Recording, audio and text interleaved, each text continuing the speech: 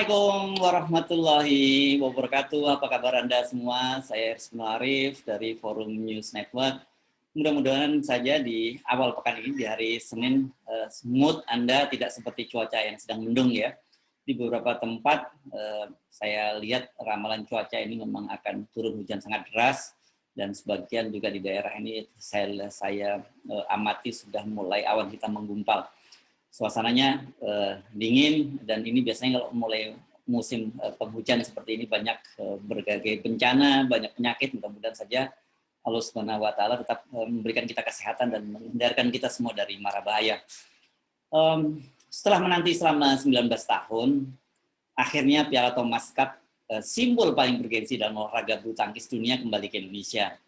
Di final yang berlangsung di Ceres Arena Aarhus di kota Denmark, di negara Denmark, tim Indonesia berhasil mengalahkan Cina. Ini langsung ya, libas tim Indonesia 3-0. Ini tidak diberi peluang.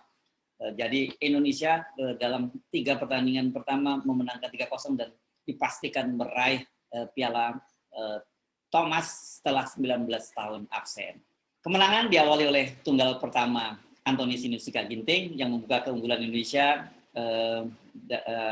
usai dia menang atas lawannya dari Cina, yakni Lu Guangzhou. Ginting meraih kemenangan 3 set langsung dengan skor 18-21, 21-14, dan 21-16. Keberhasilan Ginting dilanjutkan dengan pasangan ganda Fajar Alfian dan Muhammad Rian Ardianto yang turun sebagai ganda putra pertama pada final yang berlangsung tadi malam.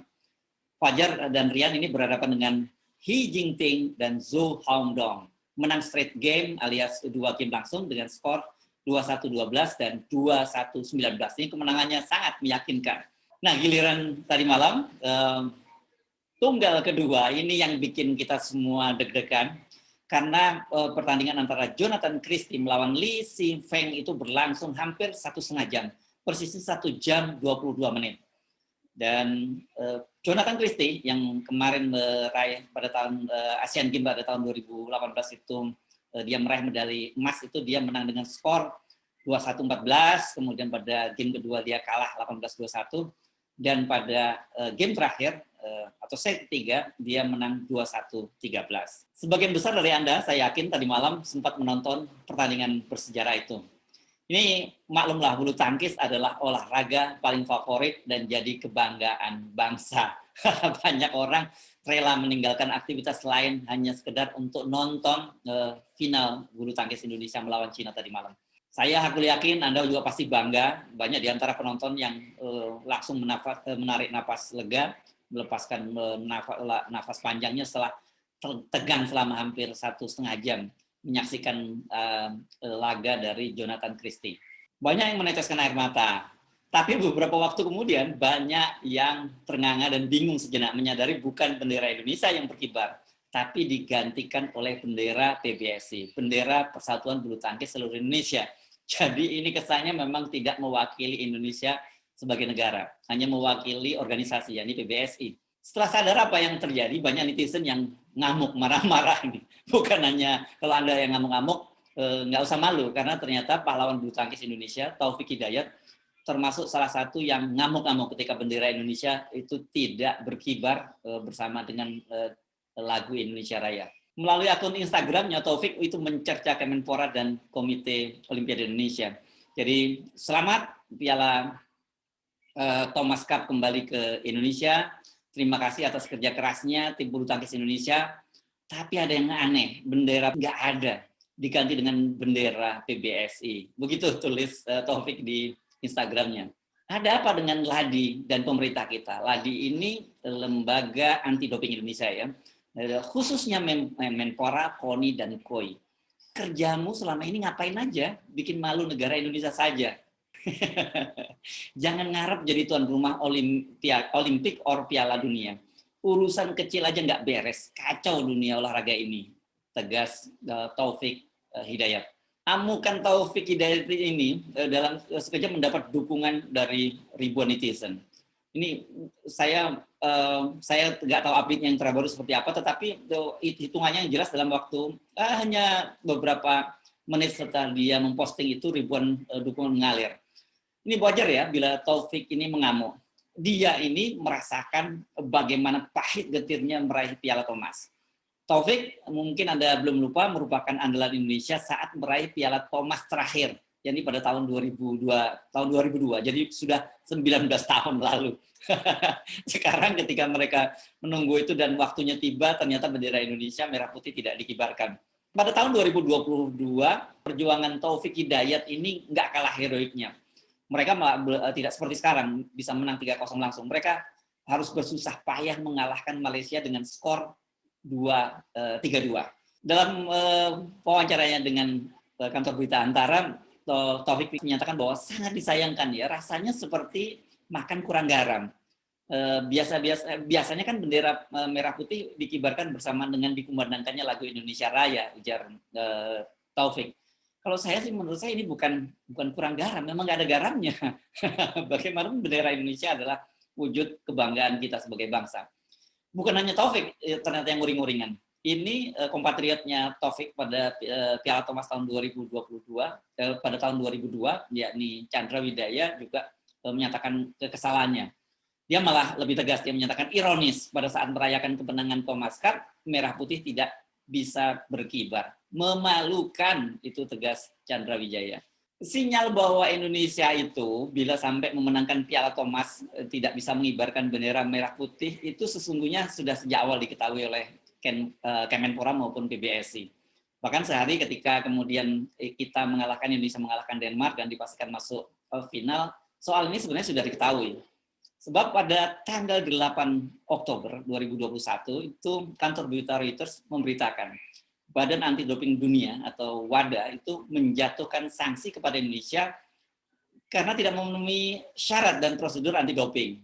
Sanksi serupa ini juga diberikan kepada negara-negara, ada 2 negara lain dan ada 2 organisasi, sementara negara lain itu Korea Utara dan Thailand.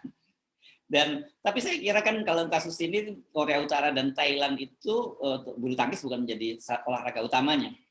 WADA ini adalah merupakan badan yang mengawasi penggunaan obat-obatan dan doping pada atlet-atlet di tiap negara dan juga di sejumlah organisasi olahraga. Mengapa WADA atau Lembaga Anti Doping Dunia menjatuhkan sanksi kepada Indonesia? Penyebabnya karena Indonesia dinilai tidak mampu memenuhi rencana jumlah tes doping tahunan. Jadi setiap tahun itu memang ada laporan-laporan tes doping di sejumlah negara dan di semua negara anggota WADA tadi dan kemudian juga di berbagai organisasi olahraga. Nah, sanksi tersebut itu bisa mengancam posisi Indonesia sebagai tuan rumah sejumlah turnamen internasional. Jadi jangan dipikir ini terakhir kalinya ya bahwa Indonesia mungkin akan mengalami tragedi serupa. Jadi juara tapi benderanya tidak bisa dikibarkan.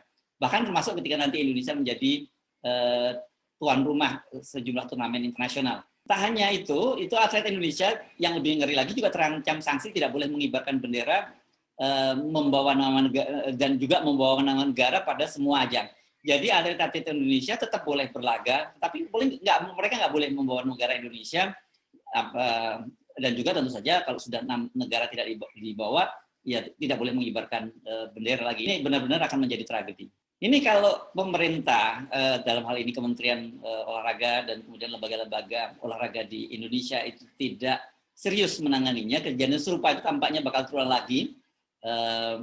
Karena karena tahun ini itu ada beberapa event kejuaraan bulu tangkis terutama ya, karena kita ini kan memang sangat menonjol di bulu tangkis dan beberapa diantaranya akan diselenggarakan di Indonesia. Apa saja jadwalnya itu? Akan ada turnamen bulu tangkis internasional Indonesia Master. Itu tanggal 16 sampai 21 November. Jadi masih ada waktu 1 bulan. Kemudian Indonesia Terbuka itu tanggal 23 sampai 28 November. Kemudian DWF, Badminton World Federation World Tour Finals, itu tanggal 1 sampai 5 Desember. Jadi masih ada beberapa bulan. Sejauh ini dari penjelasan Lembaga Anti Doping Indonesia atau LADI, mereka bukannya abai, tapi mereka terkendala pandemi sehingga tidak berhasil memenuhi standar dari Lembaga Anti Doping Dunia atau WADA. Sebagaimana disampaikan oleh Kemenpora, karena pandemi COVID, maka semua event olahraga di Indonesia itu tertunda. Karena itu sampel dari atlet yang mereka kirimkan menjadi sangat terbatas dan tidak memenuhi standar dari WADA. Ini apapun alasannya, Indonesia itu sekarang kembalinya Piala Thomas ke Indonesia itu jadi tercoreng ya, karena Indonesia kena sanksi. Jangan sampai kasus serupa ini terulang lagi, masih ada waktu ya. Tapi satu hal yang sangat penting selain tadi, selain masalah pengorganisasian di dalam negeri, saya kira sanksi ini menunjukkan betapa otoritas kita baik dari Kementerian Olahraga maupun juga lembaga-lembaga keolahragaan, KONI, KOI dan sebagainya ini dari sisi lobby-lobby dunia internasionalnya sangat lemah, sehingga kasus semacam ini harusnya kan bisa diselesaikan sebelum turnamen-turnamen penting yang diikuti oleh Indonesia. Oke, tapi apapun sekali lagi selamat untuk tim Thomas Cup Indonesia. Terima kasih Anda telah mengharumkan kembali nama Indonesia di kancah internasional, di kancah dunia. Setidaknya selama ini kita selalu mendengar kabar buruk tentang situasi di dalam negeri, baik politik, ekonomi, dan juga termasuk olahraga. Nah, Anda memberikan secercah harapan, memberikan kebanggaan pada kita semua. Kami bangga dengan Anda semua, tim Thomas Indonesia, mulai dari pemain, sampai pelatih, sampai tim pendukungnya. Saya Hersun Arif dari Forum News Network. Wassalamualaikum warahmatullahi wabarakatuh.